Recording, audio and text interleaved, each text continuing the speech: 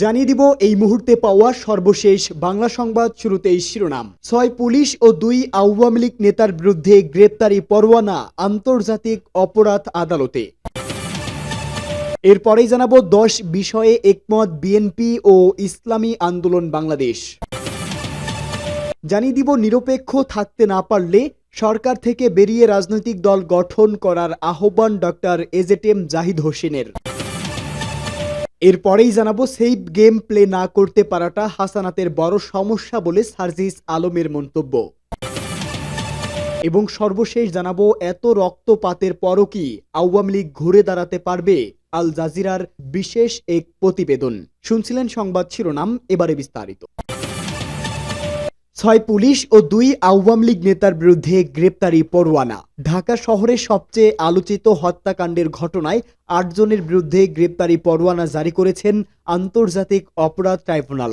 আন্তর্জাতিক অপরাধ ট্রাইব্যুনালের এক ব্রিফিংয়ে কথা জানান ট্রাইব্যুনালের চিফ প্রসিকিউটর মোহাম্মদ তাজুল ইসলাম। তিনি বলেন, আজকে ৮ জনের বিরুদ্ধে গ্রেপ্তারি পরোয়ানা জারি করা হয়েছে, যাদের মধ্যে ৬ জন হচ্ছেন পুলিশ, বাকি ২ জন হচ্ছেন আওয়ামী লীগ নেতা। তাদের বিরুদ্ধে আমাদের তদন্ত সংস্থা সরাসরি সম্পৃক্ততার প্রমাণ পেয়েছেন।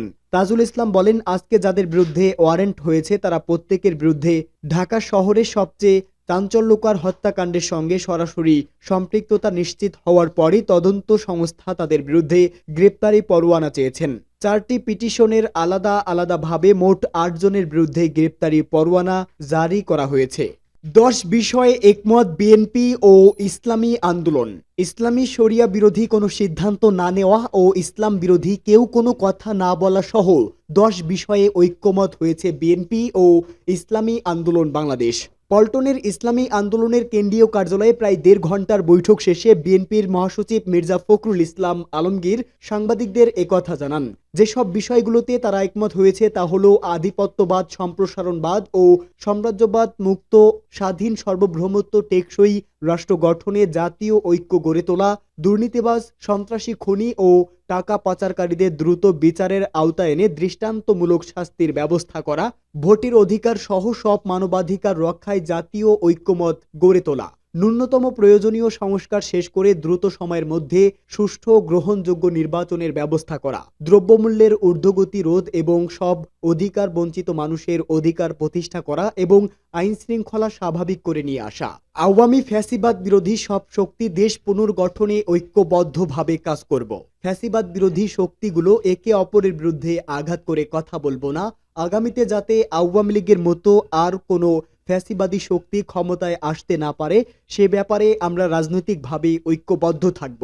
ইসলামী শরিয়া বিরোধী কোনো সিদ্ধান্ত নেব না এবং ইসলাম বিরোধী কোনো কথা কেউ বলবো না। প্রশাসনে এখনো বিদ্যমান আওয়ামী ফ্যাসিবাদের দোসরদের দ্রুত অপসারণ করা। এর আগে বিএনপি মহাসচিব মির্জা ফখরুল ইসলাম আলমগীর দুপুর 12:15টার দিকে দলের ভাইস চেয়ারম্যান বরকত উল্লাহ বুলুকে সঙ্গে নিয়ে ইসলামী আন্দোলনের অফিসে প্রবেশ করেন। পরে ইসলামী আন্দোলনের কেন্দ্রীয় কার্যালয়ের বৈঠকে বসেন চরমনাই পীর মুফতি সৈয়দ মোহাম্মদ রেজাউল করিম ও বিএনপি মহাসচিব মির্জা ফখরুল ইসলাম আলমগীর। নিরপেক্ষ না থাকতে পারলে সরকার থেকে বেরিয়ে রাজনৈতিক দল গঠন করার আহ্বান।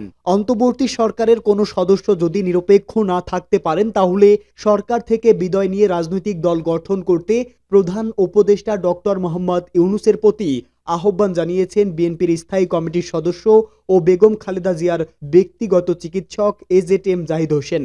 লন্ডনে আরাফাত রহমান কোকোর ১০ম মৃত্যুবার্ষিকী উপলক্ষে আরাফাত রহমান কোকো স্মৃতি কল্যাণ ট্রাস্ট ইউকের আলোচনা সভায় এই আহ্বান জানান তিনি।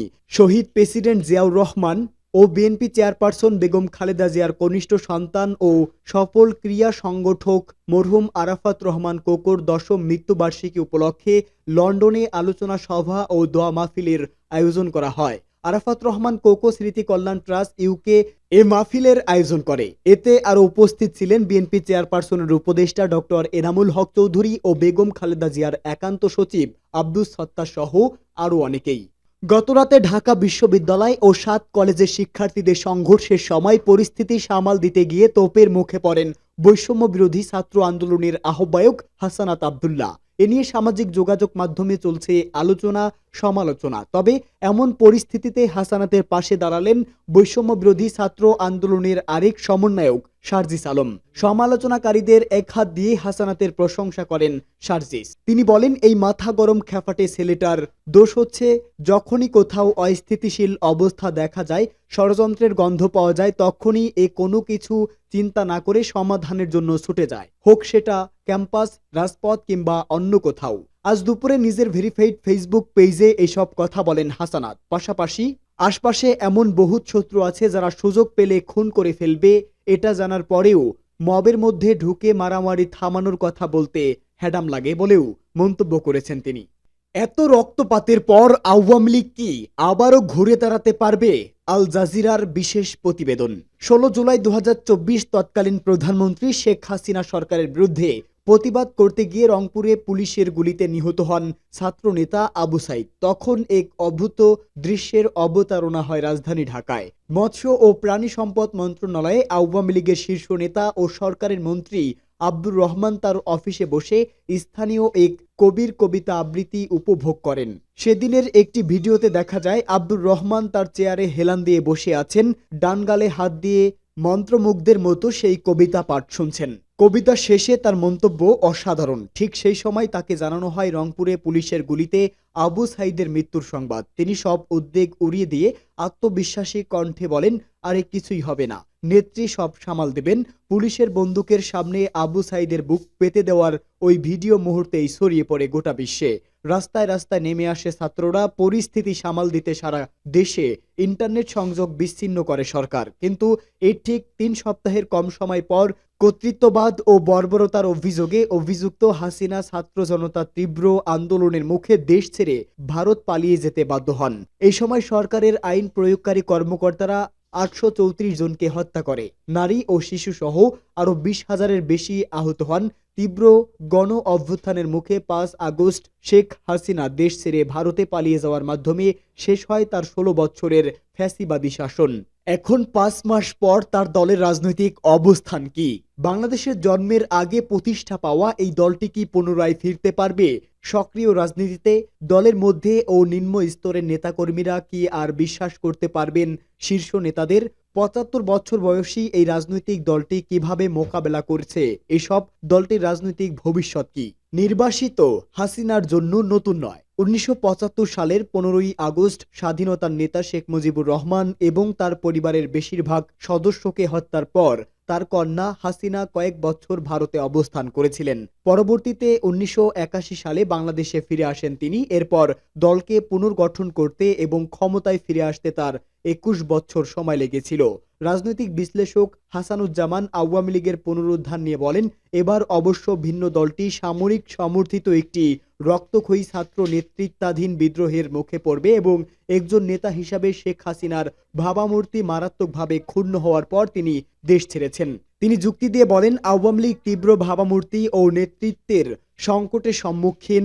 তিনি বলেন, শেখ হাসিনাকে সারা দল পুনর্গঠন করা চ্যালেঞ্জিং হবে এবং অভ্যন্তরীণ বিভক্তির সম্ভাবনা রয়েছে। বিএনপি এবং জামাত দেশের অন্য দুটি প্রধান রাজনৈতিক শক্তি উভয় বলছে যে তারা গত জুলাই ও আগস্টের নাগরিক হত্যার সাথে জড়িত আওয়ামী লীগের নেতা কর্মীদের বিচারের মুখোমুখি করতে চায়। তবে শেষ পর্যন্ত আওয়ামী লীগের ভাগ্য দেশের জনগণই নির্ধারণ করবে বলে তাদের যুক্তি। যাই হোক, হাসিনাকে সরানোর যে ছাত্ররা আন্দোলনের নেতৃত্ব দিয়েছিল তারা অবশ্য আওয়ামী লীগের ভবিষ্যৎ নিয়ে অনেক বেশি আপোষহীন অবস্থায় রয়েছেন। 25 জানুয়ারি এক পথসভায় অন্তর্বর্তীকালীন সরকার ইউনূসের উপদেষ্টা ও ছাত্র আন্দোলনের একজন প্রধান নেতা মাহফুজ আলম বলেন, আগামী নির্বাচনে আওয়ামী লীগকে অংশগ্রহণ করতে দেওয়া হবে না। তিনি বলেন, আমাদের ফোকাসের মধ্যে রয়েছে খুন, গুম ও ধর্ষণের সঙ্গে জড়িত ব্যক্তিদের বিচার করা এবং সংস্কার বাস্তবায়ন এবং বাংলাদেশপন্থী সব রাজনৈতিক দলের অংশগ্রহণে সুষ্ঠু নির্বাচন নিশ্চিত করা।